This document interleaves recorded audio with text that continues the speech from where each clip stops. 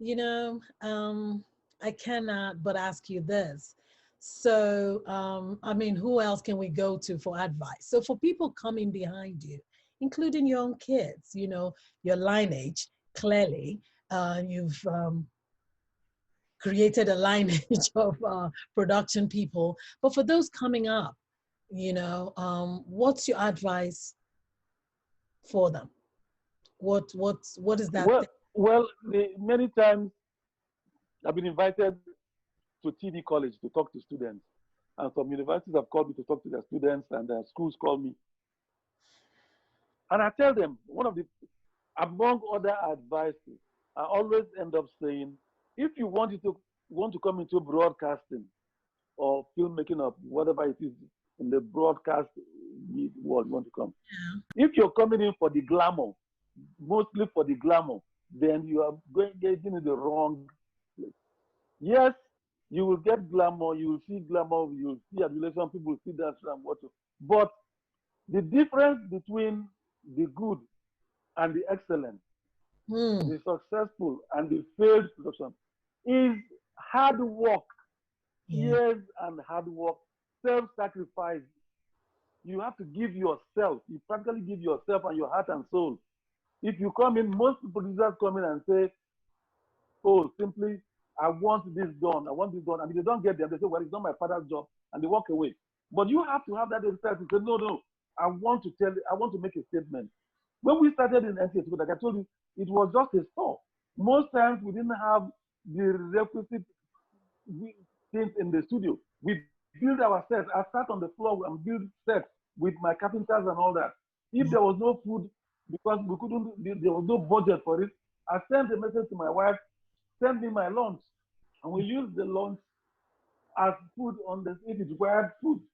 If it required curtains, I removed the curtains from my house and everything else and used them. I used my car, I used everything I had to tell the story. For Cockcrow, when I said I needed to be on location and we needed camps, and I found that there was no budget for that, I just called my father, all those who have worked with my father and all those mining camps. And I said, look, this is payback time. Allow me to use your camp, you'll use your houses for shooting. And they all allowed, because of the way my father had worked with them, they allowed me free reign. So I didn't have to pay for sets and pay for locations.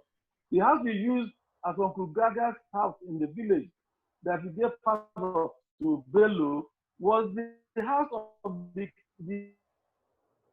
chief of the village. Each time we vacate with his family and we'll be there till sunset.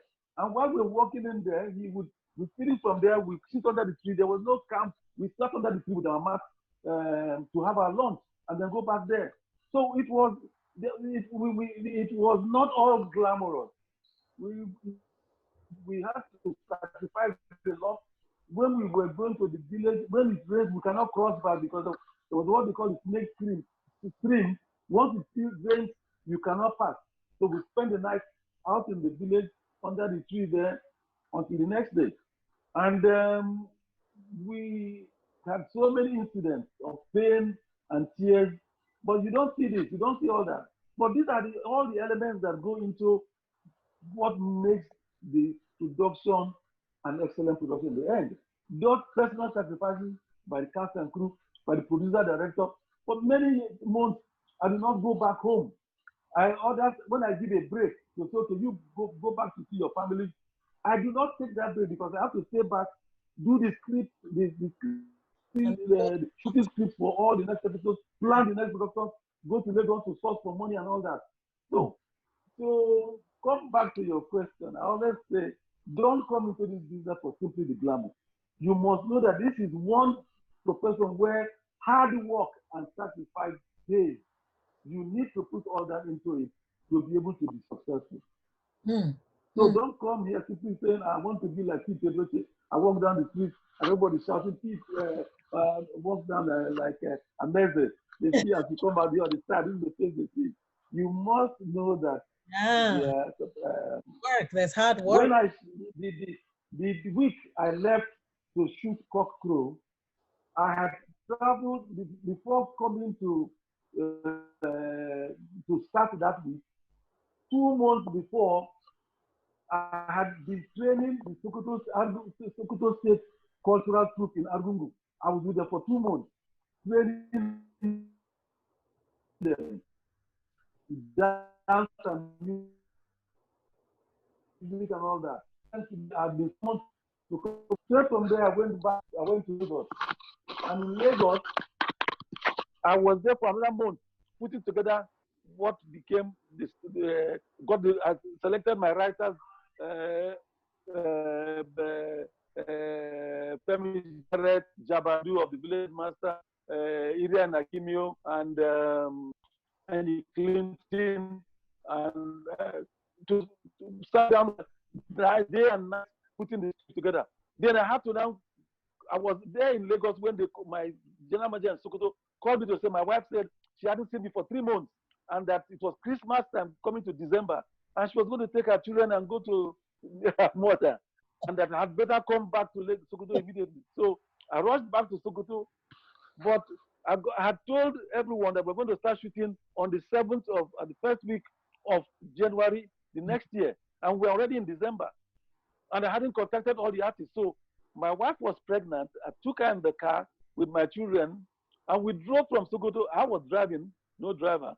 Drove from Sokoto to Zaria, to Kaduna, to arrange for the artists, discuss with them, give them their calls, and there were no phones at that time to make calls to contact them. You have to personally, physically go to meet them. Then I had to get to Jos to rent the houses, arrange for their furnishing, arrange for the cooks who were going to service the house. Then drove back to Sokoto again. As I got back to Sokoto to leave in 2 days' time, the general manager said, no, you produce our annual end of year musical show, and you must produce that before you leave. Because I was tired, I left the car at home, and I went to the studio, worked all night, sorry, recorded the musical show till about 9 o'clock at night. And then I got back to my house, and my car was not there. And I called the security man, what happened to my car? And he said, your wife was sick. And they were able to take her, so she drove herself to hospital. Oh my goodness. So I rushed to the hospital, and at the gate transfer of the hospital, my car was parked. And I said, what happened? And they told me the lady who drove this car passed out when she got to the gate there, and they rushed her into the hospital. So I rushed.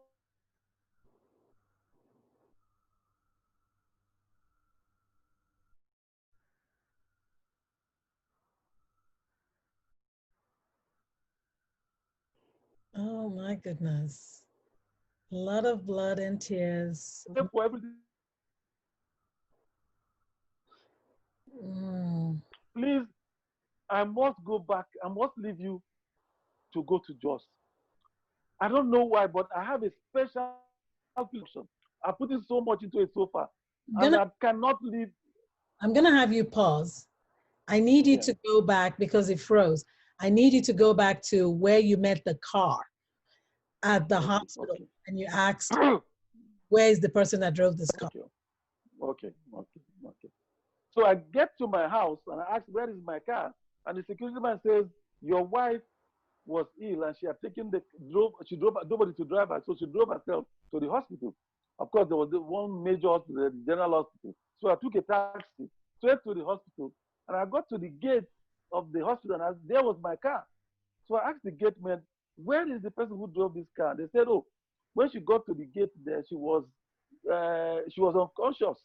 She passed out, and they took her, and she was bleeding, and they took her straight to the emergency. And from there on, they took her to the ward, and I then went to find her. And to cut a long story short, when I saw her in bed, because of all that traveling from Sokoto back to Jada, she lost her pregnancy, and she was in bed crying and all that. She was in.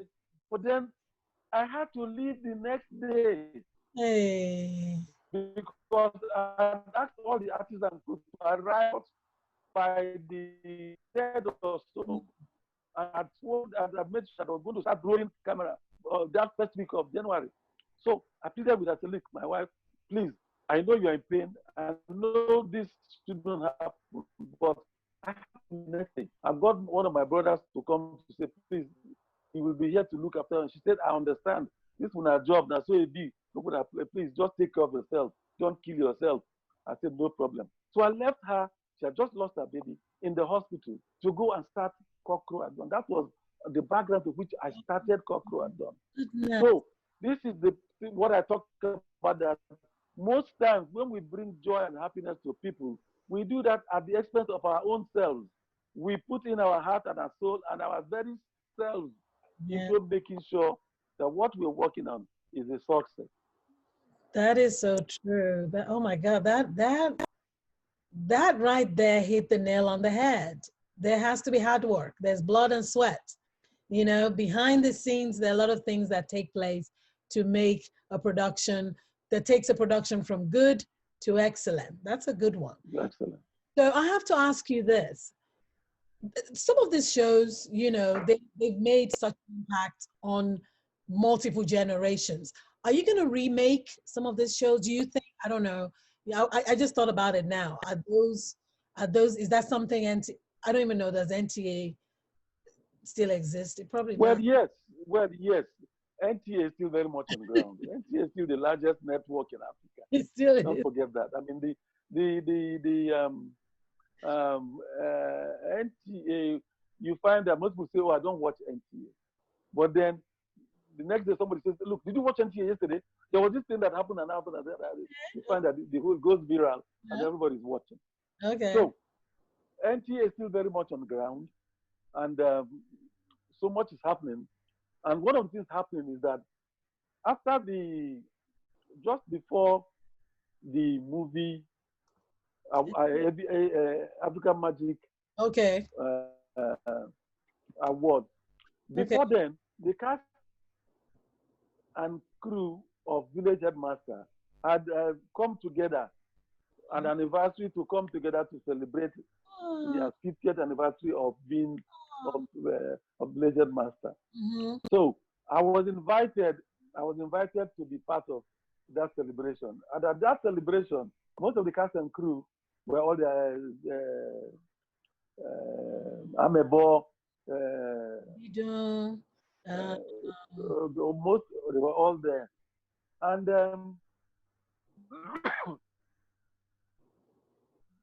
four of the former director generals of SS, from the first president, Vincent Maduka, Wigwe, Mohamed Ibrahim, Oponogoro, and then the present DG. There were 5 of them were there, and I was seated with them. And at the end of the show, one of the old directors general was asked to come and speak on behalf of the old director general at the occasion. And of course, when he got to speak, uncannily, he got up to talk about how Village Headmaster started and how this young man from Sokoto came out and pulled out of the studio and all that. And this young man is here with us, not about how I pulled drama from the studio and all that, and how that came to court. I don't full blown situation. Then I said, okay. Then he sat down. Then the minister was supposed to speak, and the DG read the minister's speech. And in the minister's speech, of course, they talked about NTA is full of talent, like Peter Igho and the rest of them, and the rest of them. Yeah. Then the DG himself came to speak, and in between his speech, he now said, I particularly made sure that Peter Igho was invited to this show because I'm going to give him a challenge before all of you here.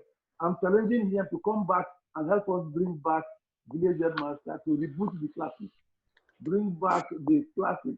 And so we're going to be talking about Cockroach at Dawn, Village Headmaster, Samanja Masquerade, and we'll take it to see how it goes.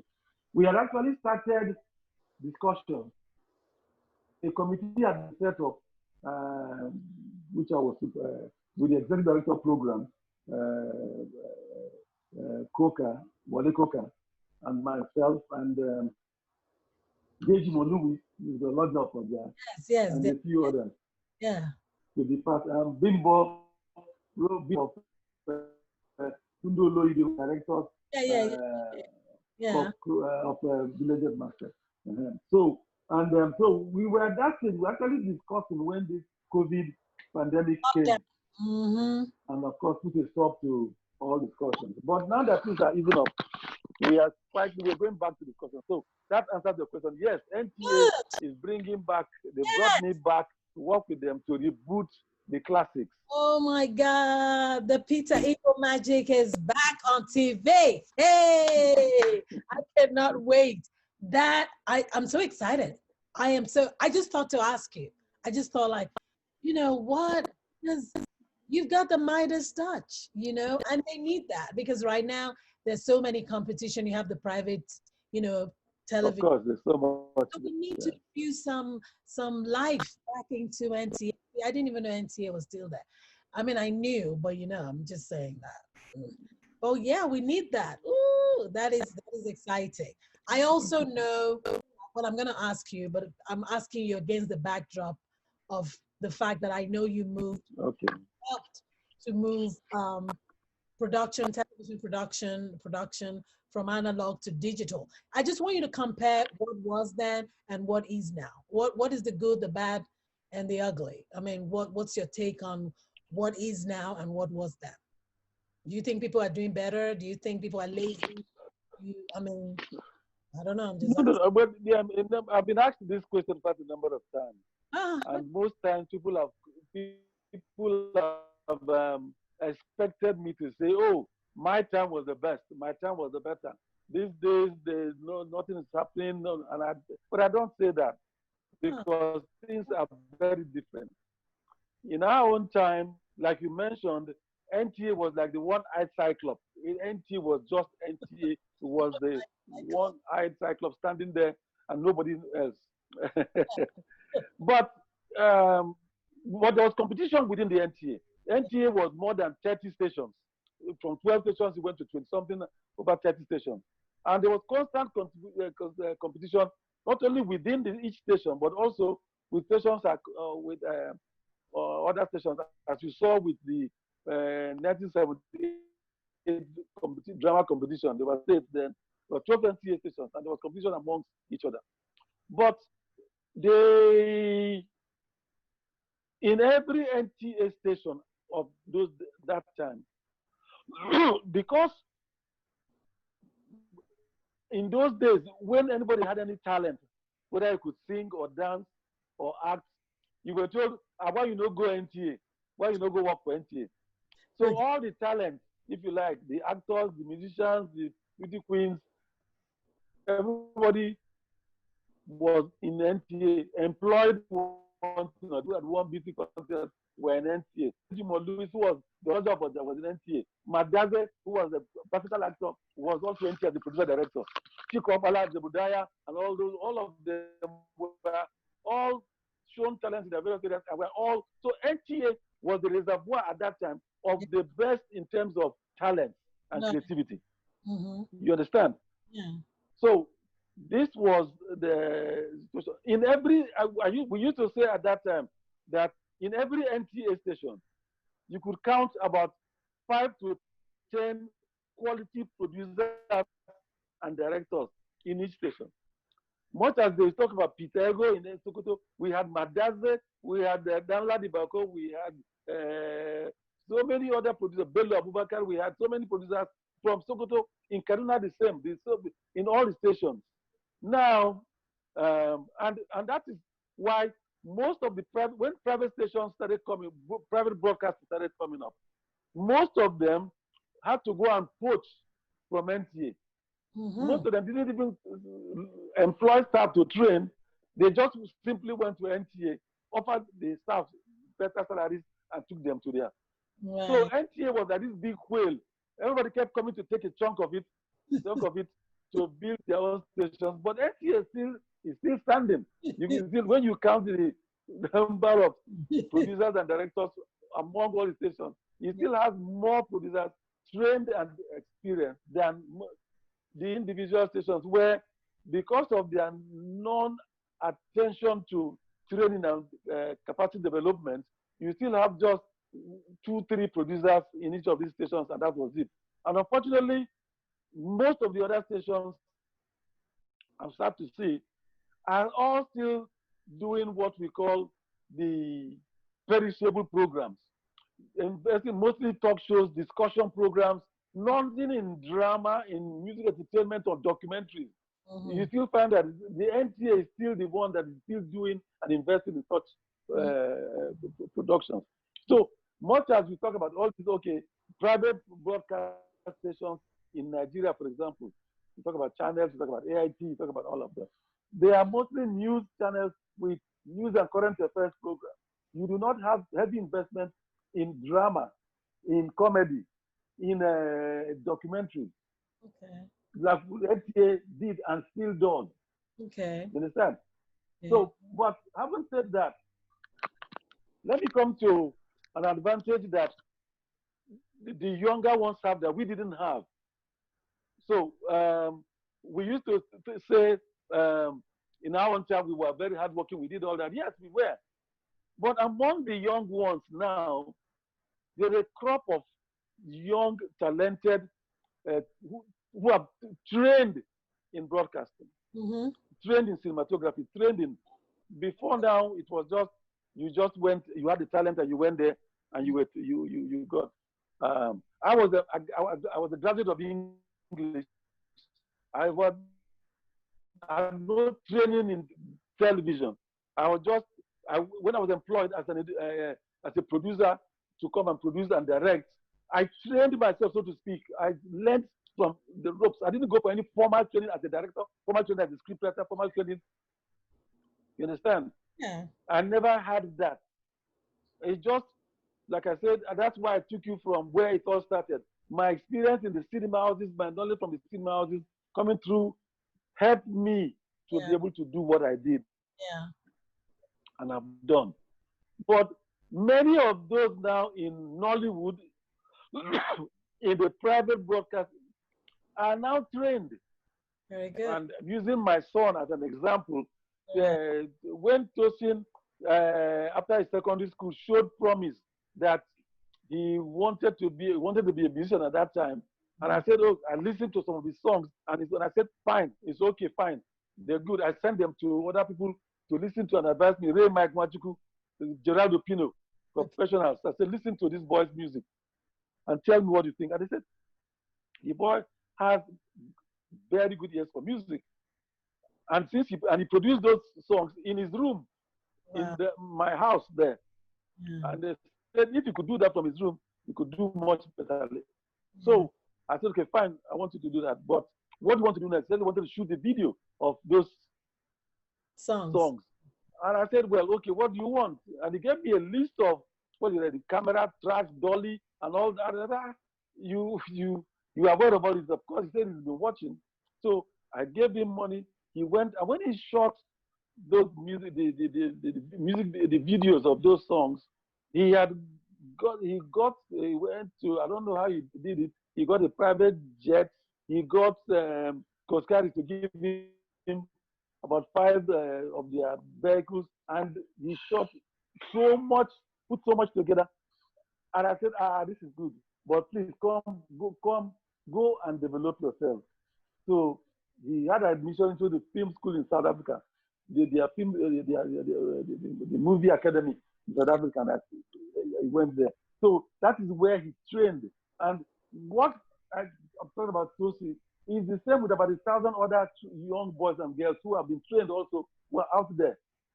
And what they also have to their advantage is, when in the old days I wanted to edit, when I shot on film, I never saw what I shot. I had only my cameraman's assurance that what we shot was okay. We sent it to London for processing, and they will process.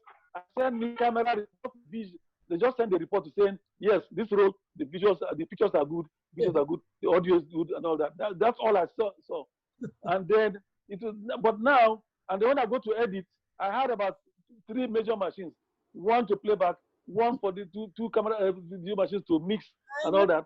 And that was the humongous, tortuous way we did to edit. But it's a difference to now. These children sit down with their computer in front of them and do all their sound, all the soundtrack, everything else, do all their pictures, do all the colors on one machine.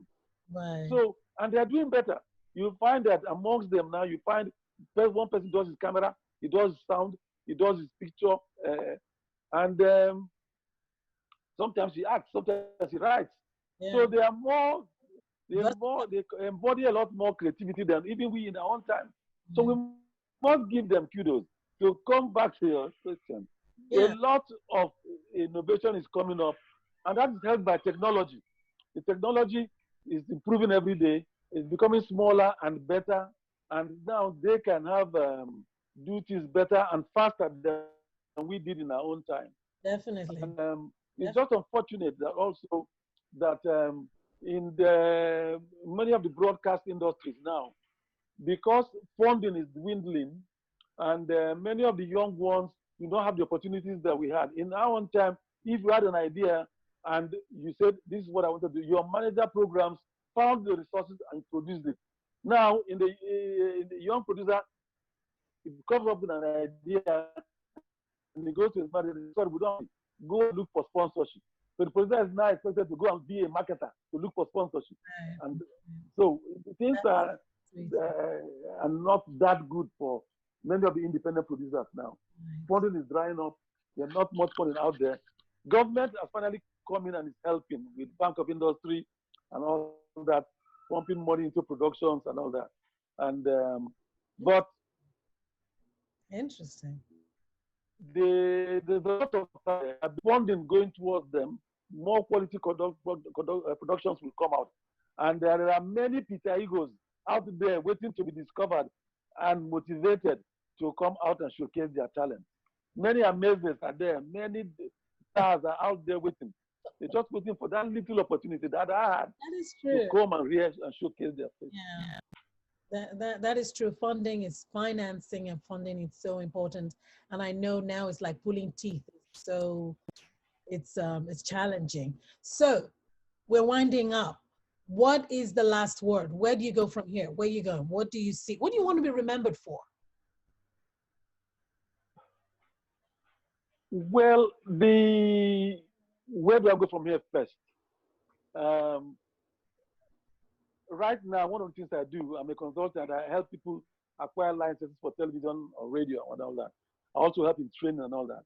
But I've also got in the one of the I've been given I've applied for and I've gotten a network television license.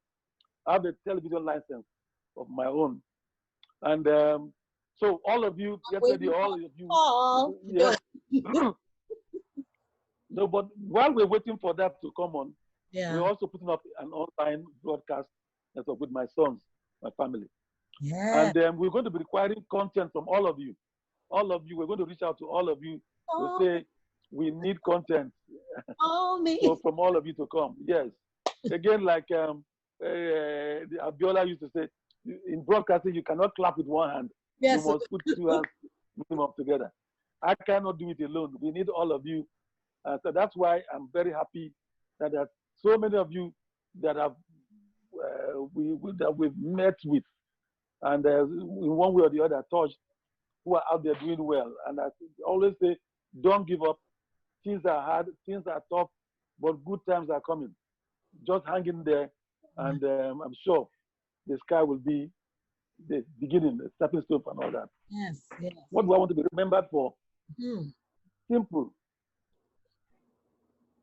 I love what I do, and that's part of what is, and I'm sure that's behind most of you.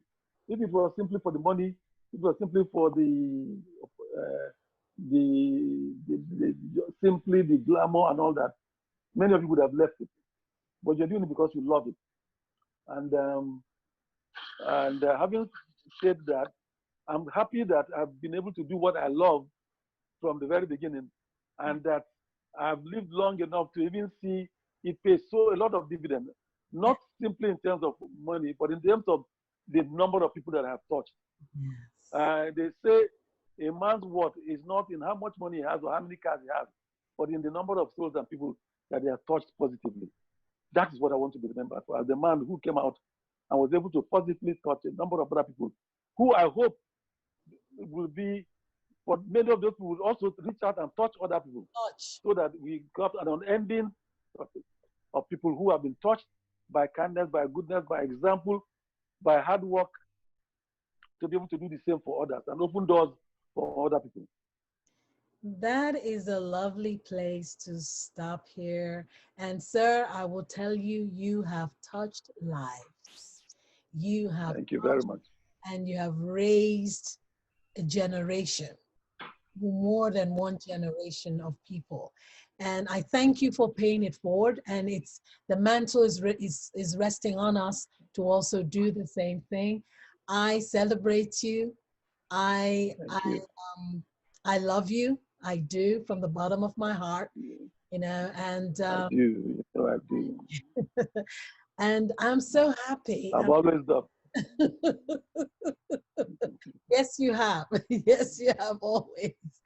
I'm so happy. I'm happy, you know. Thank you. The Peter Igho, the Igho name is still touching lives. And for that, I say thank you, sir, on behalf of everyone that's come through. Thank you very much for having me on your show. Thank you, sir. Thank you. It's an honor. Thank you. So, glad to keep in touch. Anytime you want me, I'm available. I'm ready. All right? Yes, and sir. Keep hanging in there. Do the best. Keep doing your best. And be happy. Yes. It's nice to be happy. Yes, it is nice to be happy. And be grateful. I'm grateful. Thank you. And be grateful. Thank you. Love you. Bye-bye. Bye-bye. Love you. Bye-bye.